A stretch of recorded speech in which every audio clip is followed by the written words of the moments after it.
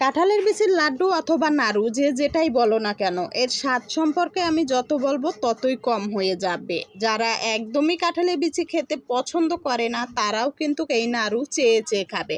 আসসালামু আলাইকুম এভরিওয়ান, সবাইকে স্বাগতম ইভা রেসিপি রুমের পক্ষ থেকে। আজকে আমি তোমাদের সাথে শেয়ার করব কাঁঠালের বিচির লাড্ডু অথবা নাড়ু। এই নাড়ুগুলো শুধু 6 মাস নয়, পুরো 1 বছর সংরক্ষণ করতে পারবে।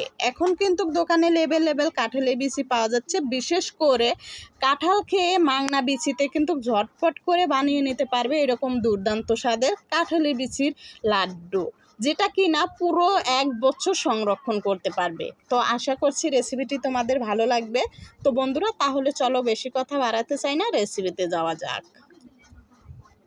তো বন্ধুরা, প্রথমে এখানে আমি নিয়েছি কাঁঠালের বিচি, আর এই বিচিগুলো কিন্তু আমি রোদে শুকিয়ে নিয়েছি। অবশ্যই শুকনো বিচি নেওয়ার চেষ্টা করবে। বিচিতে পানি থাকলে কিন্তু লাড্ডু বেশি দিন থাকবে না, নষ্ট হয়ে যাবে। তো বিচিগুলো এখন আমি ভেজে নেব কোনো রকম তেল বালি ছাড়া। বিচি কিন্তু সেদ্ধ করা যাবে না, অবশ্যই ভেজে নেওয়ার চেষ্টা করবে। চুলার আঁচটা একদম কমে রেখে একটু সময় নিয়ে মশমশা করে ভেজে নেব। মশমশা করে ভেজে নিলে যা একটু পানি থাকবে সেটাও কিন্তু শুকিয়ে যাবে। এতে করে লাড্ডুগুলো সংরক্ষণ করলে পুরো 1 বছর থাকবে। তো বিচিগুলো আমার ভাজা হয়ে গেছে, এখন খোসা ছাড়িয়ে নেব। যেহেতু মশমশা করে ভেজে নিচ্ছি, এরকম হাতে চাপ দিলেই কিন্তু খোসাগুলো ছেড়ে যাচ্ছে। এভাবে এক এক করে সবগুলো খোসাই আমি ছাড়িয়ে নিয়েছি। তো এখন এই বিচিগুলো আমি ব্লেন্ডার করে নেব। ব্লেন্ডার করে দেখো, সুজির দানার মতো আমি এরকম একটু দানা দানা করে ব্লেন্ডার করে নিয়েছি। একদমই গুঁড়ো করা যাবে না, একটু দানা দানা করে ব্লেন্ডার করে নিতে হবে। এখন আমি লাড্ডু বানানোর জন্য এখানে কড়াইয়ে দিয়ে দিচ্ছি 2 কাপ চিনি। চিনিটা দিয়ে সামান্য একটু দিয়ে দিচ্ছি পানি। মিষ্টির পরিমাপটা তোমরা কম বেশি করতে পারো, তবে এখানে একটু মিষ্টির পরিমাপটা বেশি দিলে কিন্তু লাড়ুগুলো বেশি ভালো লাগবে। তো সামান্য একটু পানি দিয়ে পানির সাথে চিনিটা একটু নাড়াচাড়া করে দিয়ে মিশিয়ে নিচ্ছি। আর এখন আমি চিনির মধ্যে দিয়ে দেব কাঁঠালের বিচির গুঁড়োগুলো, ছাতু। তো এখন আমি পুর তৈরি করে নেব। এখানে দিয়ে দিচ্ছি সামান্য একটু এলাচ গুঁড়া, এতে করে কিন্তু ফ্লেভারটা অনেক ভালো আসবে। কাঁঠালের বিচির সাথে চিনিটা ভালো করে জাল করে একটু নাড়াচাড়া করে দেব। নাড়াচাড়া কিন্তু মুঠেও বন্ধ করা যাবে না, এতে করে কিন্তু তলাতে লেগে যাবে। আর এই কাঁঠালের বিচির পুরটা যদি তলাতে লেগে যায়, এতে করে কিন্তু লাড্ডুটা খেতে ভালো লাগবে না। এখানে দিয়ে দিচ্ছি 1 কাপের মতো নারকেল কোরানো। আমি কিন্তু কাঁঠালের বিচির এই ছাতুটা দিয়েছি 2 কাপ, আর সেখানে দিয়ে দিচ্ছি 1 কাপ নারকেল কোরানো। দিয়ে ভালো করে এখন আমি জাল করে আঠালো করে নেব। যতক্ষণ না আঠালো ভাব চলে আসছে ততক্ষণ কিন্তু নাড়াচাড়া বন্ধ করা যাবে না। নাড়াচাড়া করে চুলার আঁচটা একদম নোটে রেখে এই কাজটা করতে হবে।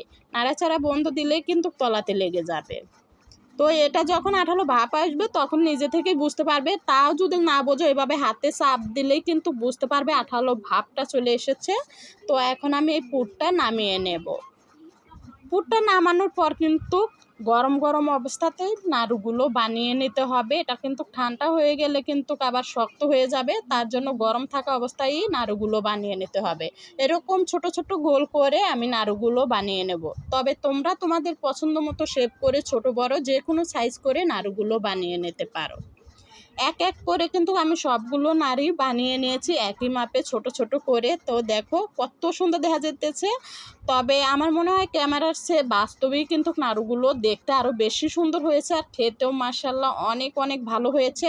এর স্বাদ সম্পর্কে যত বলবো ততই তো মনে হয় কম হয়ে যাবে। এখন কিন্তু কাঁঠালের বিচি যেহেতু পাওয়া যাচ্ছে, বাসায় তোমরা বানিয়ে দেখতে পারো, অনেক ভালো লাগবে।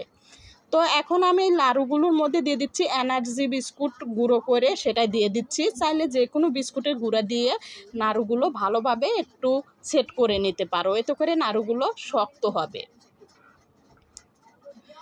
আর এই গুঁড়োটা দেওয়ার পরে কিন্তু নাড়ুগুলো দেখতেও সুন্দর দেখা যাবে। তো হয়ে গেল কিন্তু ঝটপট করে কাঁঠালের বিচির লাড্ডু। এটা কিন্তু 6 মাস থেকে পুরো 1 বছর সংরক্ষণ করতে পারবে, তবে 1 বছর সংরক্ষণ না করাই ভালো।